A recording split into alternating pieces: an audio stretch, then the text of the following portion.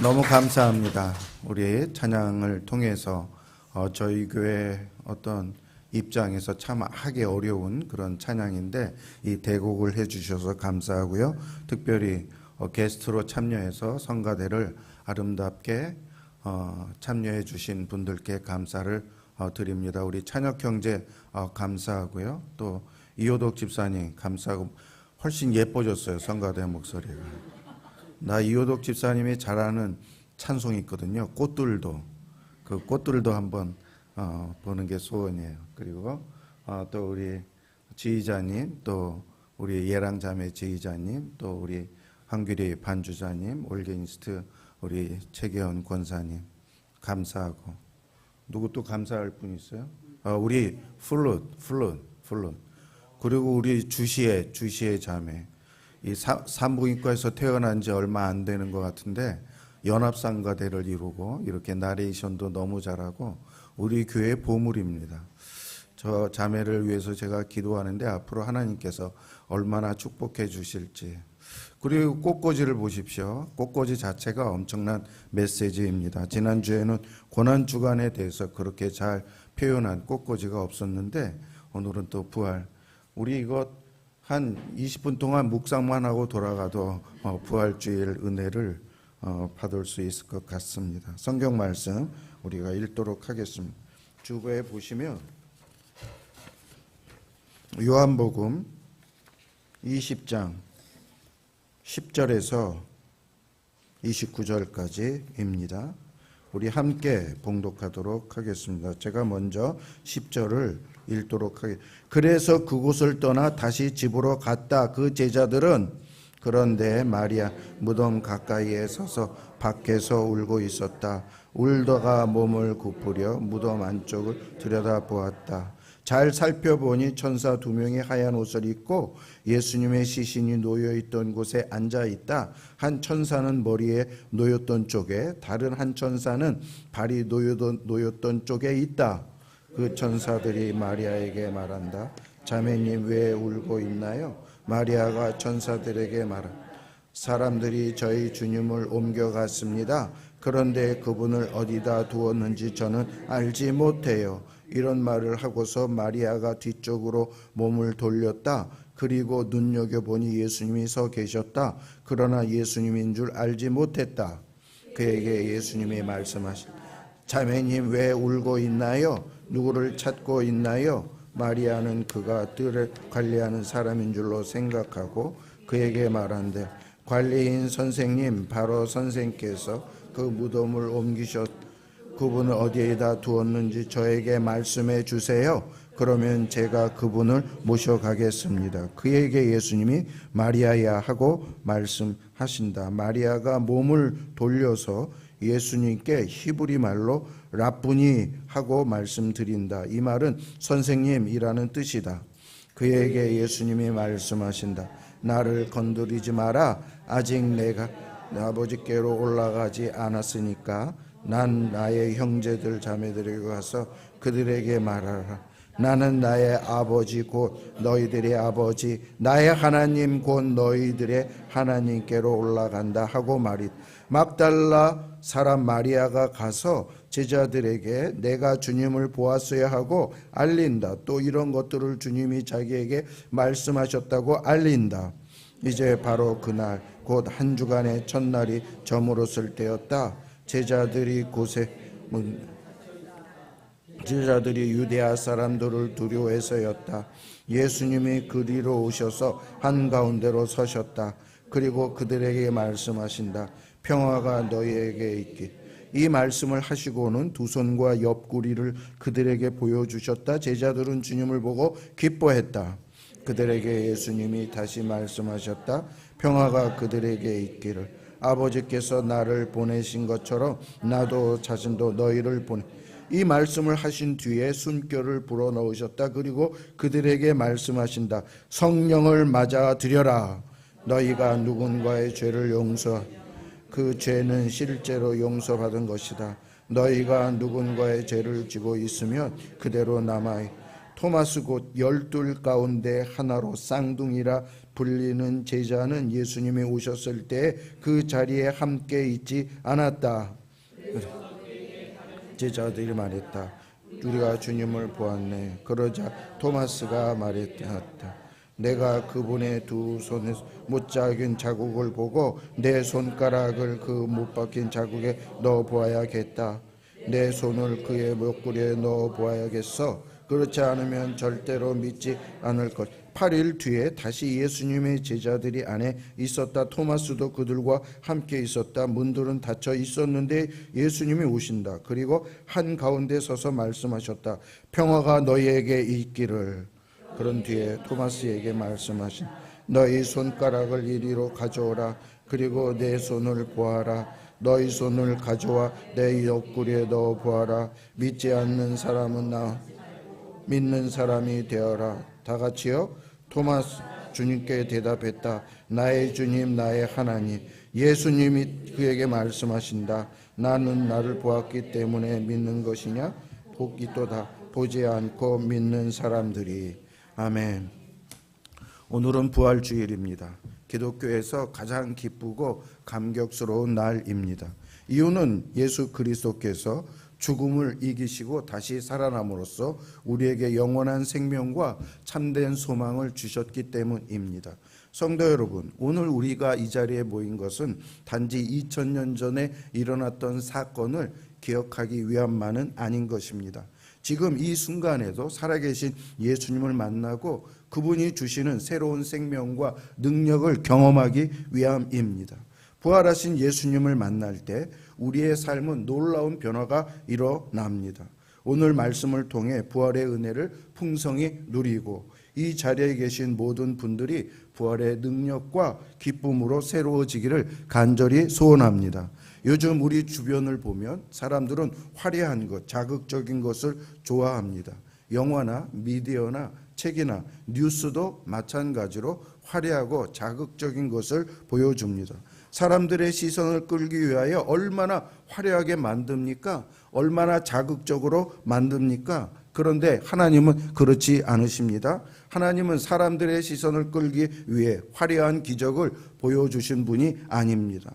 예수님의 부활은 단지 멋진 볼거리를 제공하기 위한 것이 아닙니다. 그 안에 깊은 뜻과 목적을 담고 있습니다. 하나님께서는 예수님의 부활을 통해 우리에게 특별한 선물을 주고자 하셨습니다. 그래서 우리는 스스로에게 부활절을 맞이하면 한번 물어봐야 됩니다.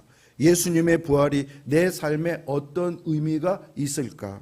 이 부활이 내 인생을 어떻게 바꿀까? 이렇게 물어볼 필요가 있습니다.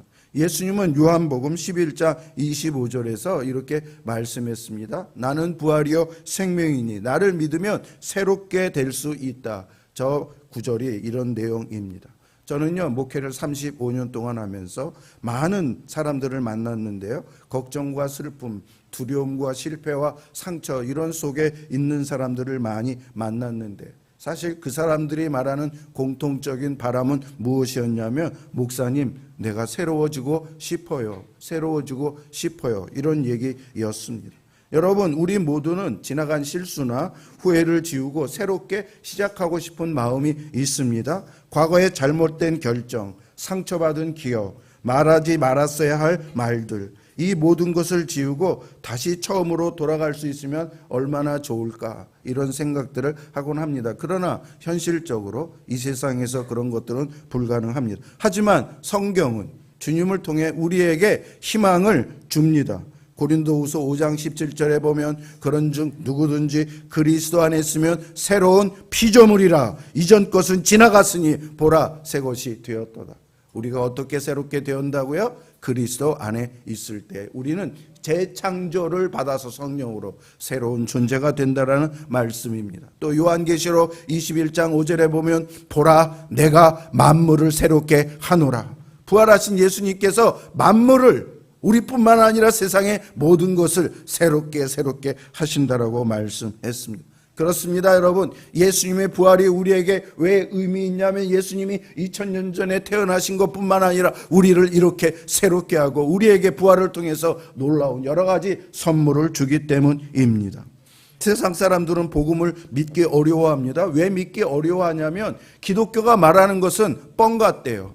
너무 좋은 것을, 그리고 그것도 너무 쉽게 얻을 수 있다고 말하니 믿겨지지 않는다. 우리도 엄청난 것을 누가 약속하거나 말하면 그것을 믿지 못하는 그러한 성향이 있지 않습니까? 예수님이 내 인생을 새롭게 바꾸어 줄 수 있다니 믿을 수 없어, 믿기 어려워, 이렇게 말합니다. 그러나 여러분, 예수님께서 실제 부활하셨습니다. 그리고 지금도 살아계시며 그분이 우리에게 새로움을 주기 위해서 늘 다가오셔서 부활하신 주님을 만나면 교회사적으로 성경적으로 얼마나 많은 사람들이 변했는지 모릅니다. 맞습니다. 기독교 진리는 믿기 어려울 만큼 좋습니다. 그래서 복음이라니까요. 그래서 가스펠이라니까요. 그래서 군 뉴스라니까요. 오늘 본문을 보면 예수님은 부활하신 뒤에 제자들을 만났습니다.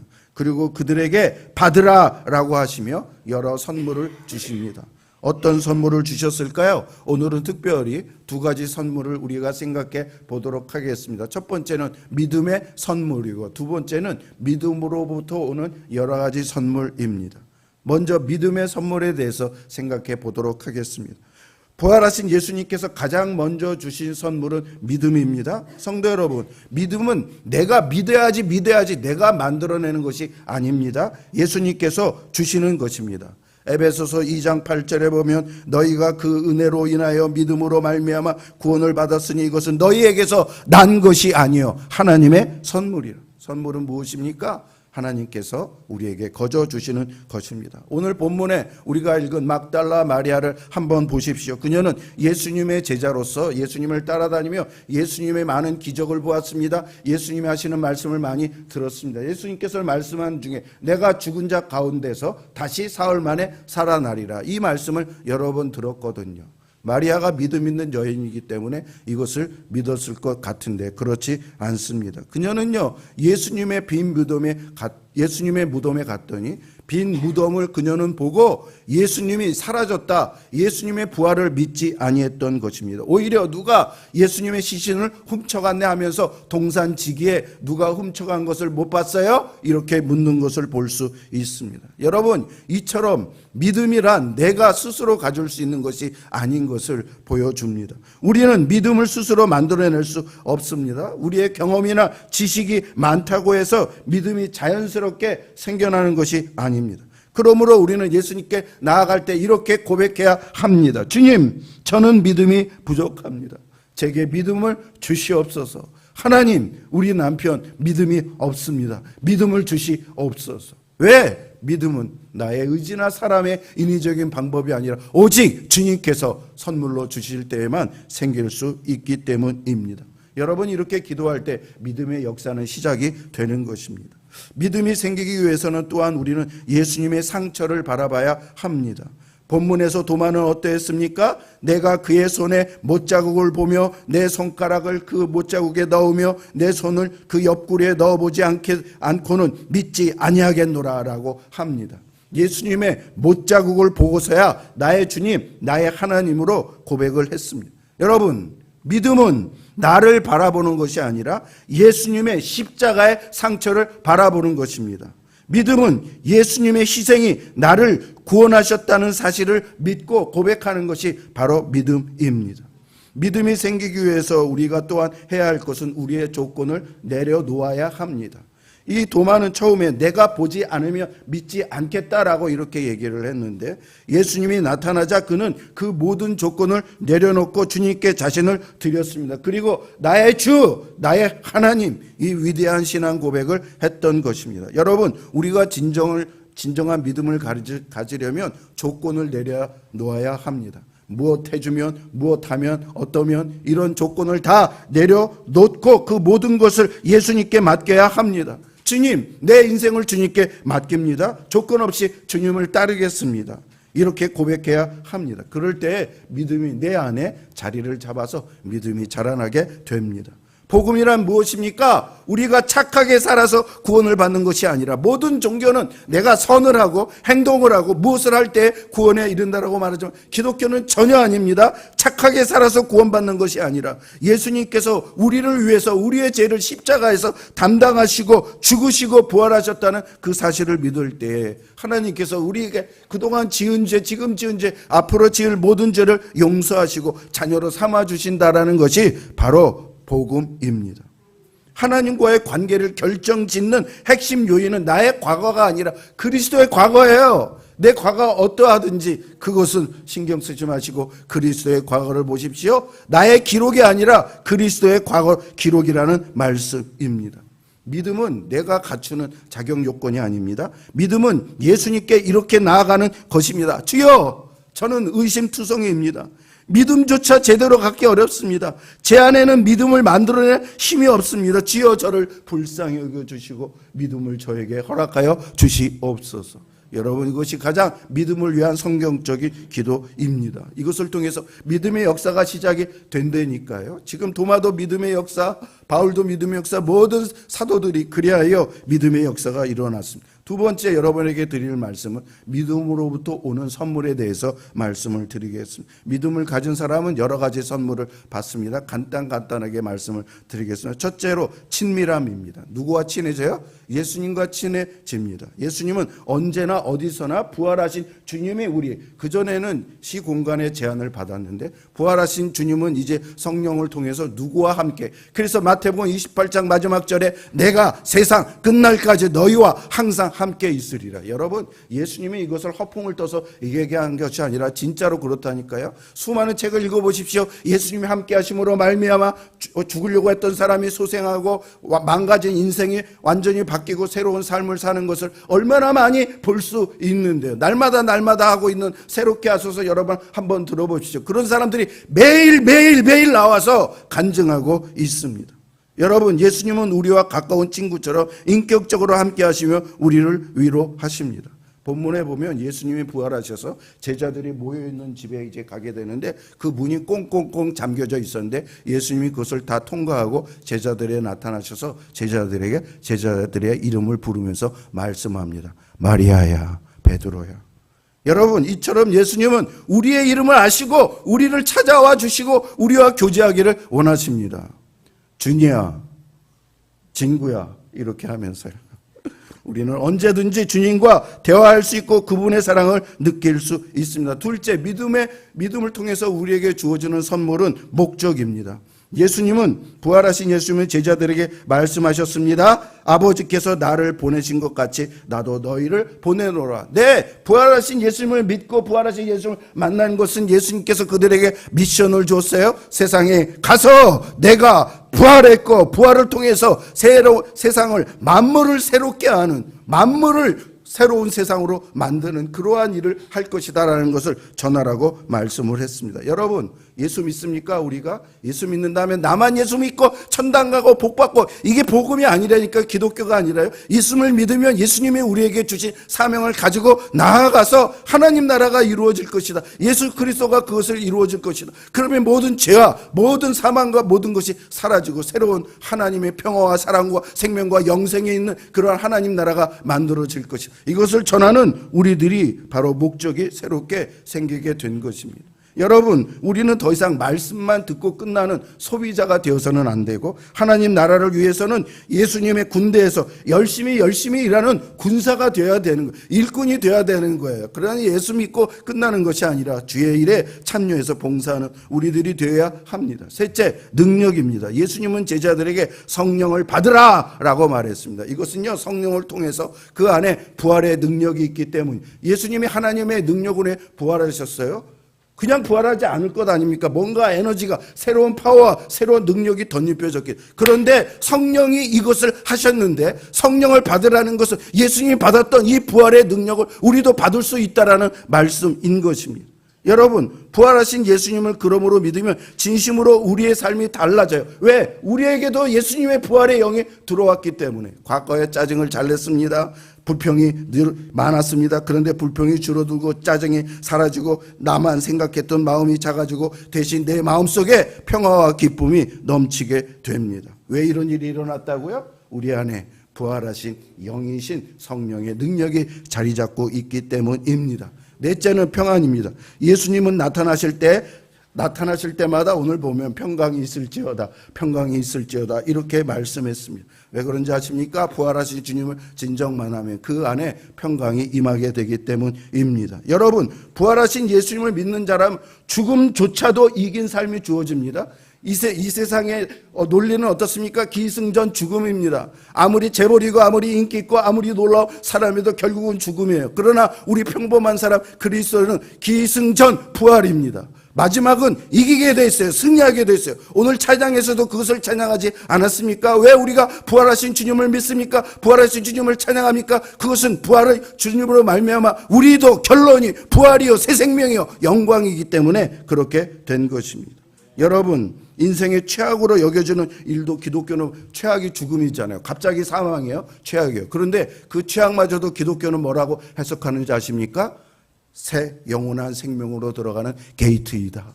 이게 복이라는 거예요. 놀라운 가장 큰 복이라는 거예요. 죽음을 제일 두려워하고 무서운 사망이 우리 기독교 안에서 그리스도 안에서는 가장 큰 복이 된다라는 말씀입니다. 예수님은 하나님 보좌 우편에 앉아서 세상을 다스리시며 우리에게 평안을 주십니다. 빌립보서 4:7절에 평안을 주신다라고 말씀했습니다. 성도 여러분, 부활하신 예수님을 만난다는 것은 우리의 시각이 이제 달라진다는, 가치관, 세계관이 달라진다. 그전에는 땅만 봤어요? 나만 봤어요? 세상에 움켜쥐는 것 봤어요. 아까 우리 이성규 집사님이 기도한 것처럼, 그러나 기독교는 우리는 영원한 것을 보는 거예요. 가치가 달라지. 하늘을 보십시오. 세상을 나의 마음에 품고 그리스도의 뜻을 이루는 그러한 바로 마음이 바뀌는 것이 바로 기독교인 예수님을 믿는 사람들의 마음인 것입니다. 예전에는 고난과 어려움이 절망의 이유였지만 이제는 하나님께서 그 모든 것을 합쳐서 선을 이루신다. 여러분, 이게 기독교인의 마인드라니까요. 고통, 실패, 좌절, 사람들이 괴롭힘, 그것으로 끝나지만 그러나 기독교 안에서는 뭐라? 그게 다 합력해서 결론적으로 선을 야, 여러분, 이것처럼 놀라운 좋은 소식, 놀라운 복음이 어디 있습니까? 여러분 지금 어려운 가운데 있습니까? 괴로운 가운데 있습니까? 힘든 일 가운데 조금만 기다리세요. 그게 다 합쳐져서 여러분에게 선으로, 축복으로 이루어질 것입니다. 십자가는 저주의 상징이 아니라 복을 주는 통로가 되고 무덤은 끝이 아니라 영원한 생명의 게이트라니까요. 출발점입니다. 우리가 부활하신 주님을 더 깊이 알수록 우리의 삶은 더욱 풍성해지고 두려움 없이 담대해집니다. 어떤 어려움 속에서도 흔들리지 않고 그 자리에서 하나님의 뜻, 바울 보십시오. 바울이 아까 그리스도 예수 안에서 너희의 마음과 생각을 지키고 그리스도의 평강이, 하나님 평강이 임한다. 이거 어디서 말한 줄 아세요? 감옥에서 말하세요. 감옥에서. 여러분, 그때 감옥은 지금과는 비교도 할 정도로 얼마나 힘들고 열악한데, 그런데 그가 부활하신 주님으로 말미암아 그 안에서 피스 평화 너무나 평강에 넘치는 거예요. 그래서 감옥 안에 있는 사람이 오히려 감옥 밖에 있는 사람을 위로하는 거예요. 주님으로 말미암아 평안을 받아 누리라. 여러분, 부활은 이런 능력이 있습니다. 오늘 부활의 주일에 주님의 부활을 믿으며 이것을 믿으시기 바랍니다. 주님이 주신 선물, 믿음, 친밀함, 목적, 평안, 능력, 이것을 마음껏 누리시고 십자가 무덤을 넘어 부활의 영광을 주신 주님께 이 부활절 아침에 감사와 찬양을 올려드리는 우리 모두가 되기를 주의 이름으로 축원합니다. 아멘.